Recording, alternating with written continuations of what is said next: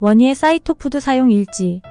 우리 원희는 10마리 새끼 중 막내로 가장 작게 태어났습니다. 무리한 출산 탓에 엄마 냥이는 고양이별로 떠났고 엄마 없이 남겨진 새끼냥들은 점점 면역력에 약해져 하나 둘씩 엄마 곁으로 떠나갔습니다. 이렇게 형제 8마리를 잃고 가장 등치 큰 첫째와 가장 왜소한 막내 원희 둘만 남았습니다. 가장 작게 태어났고 자라면서 점점 더 약해져 갔기에 언제든 형제들 곁으로 보낼 마음의 준비를 끝낸 상태였습니다. 작디 작고 픽 쓰러져 곧 죽을 것만 같았던 약한 아이가 얼마나 살고 싶었으면 온갖 병을 다 가지고 버텼을까요? 아마 사이토푸드를 기다렸나 봅니다.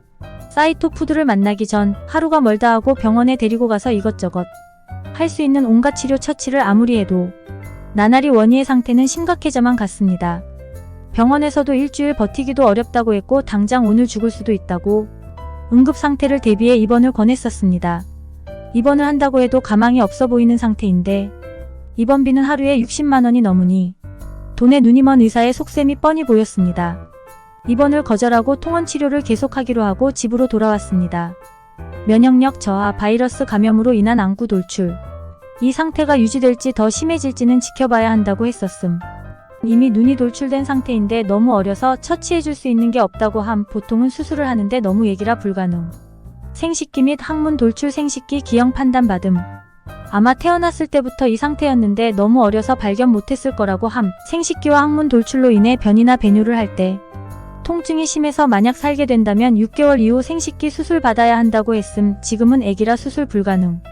장 내부의 염증으로 인해 배가 부풀어 오르기 시작함. 염증이 배출되지 못해서 딱딱하게 섬유화되어가는 상태였음.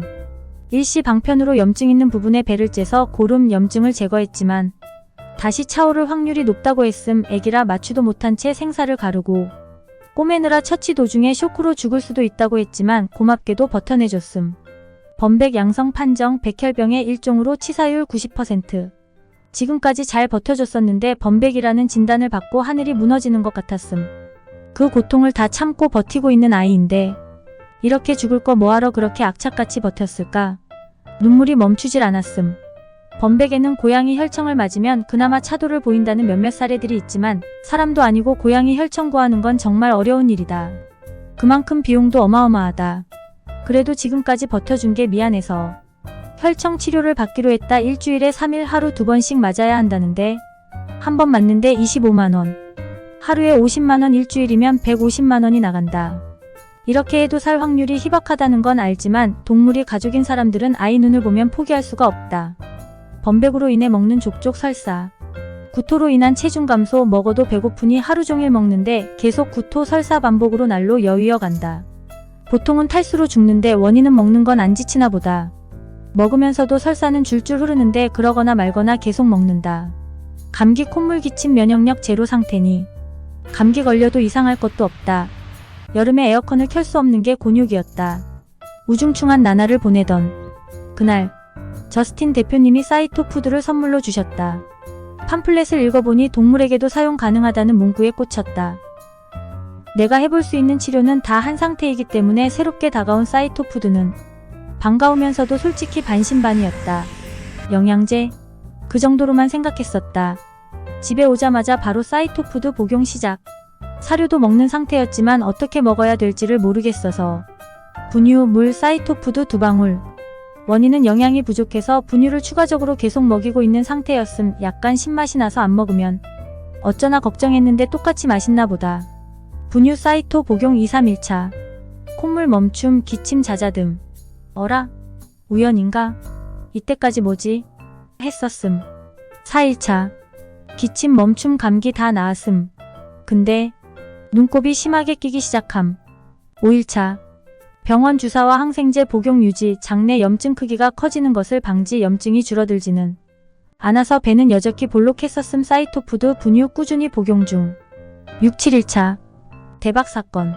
눈곱이 더 이상 안 끼고 육안으로 알아챌 정도로 안구가 들어갔고 심지어 눈도 맑아졌다. 복용한 지 일주일이 지나고 2주차 진입. 사이토푸드 양을 2배로 늘림. 2방울에서 4방울로. 10일차. 구토엑스 설사하는 횟수가 줄어들어감. 가끔 일반적인 변도 보기 시작함. 분유보다는 습식이 영양가가 높아 회복이 더 빠를 것 같아서 습식 캔 4방울. 물그릇 2방울 사이토푸드 넣어 먹이기 시작함. 2주차. 구토설사 다 멈췄음. 심지어 치사율 90%였던 범백과 코로나 바이러스 키트 결과 음성. 헐. 오히려 병원을 안 갔더니 다 나았음. 장내의 염증이 모두 배출되면서 배의 붓기가 줄어들. 생식기 항문 붓기가 가라앉음. 생식기 항문 정상 크기 돌출 없어짐. 염증으로 인해 심하게 부었던 것 생식기 기형은 무슨 돌팔이 의사. 더는 죽을 걱정할 필요가 없어서 인식표 만들어줬음. 모질이 굵어지고 윤기가 남. 뼈 골격이 두꺼워짐. 몸무게가 2배로 증가함. 첫째 누나보다 크기가 큼. 수면 시간이 줄어들고 활동 시간이 심히 늘어남. 원래 아기 고양이는 길게는 20시간까지 잠. 에너지를 주체 못해서 다 부수고 다님. 본인이 서열 1위 최고인 줄 착각함. 쭉 사이토푸드 복용 중인 사이토 에오가 원이 끊으면 화낼 것 같고 이제는 조금 줄여서 먹이려고 합니다. 심하게 너무 건강해서 무서움. 사이토푸드 정말 감사합니다.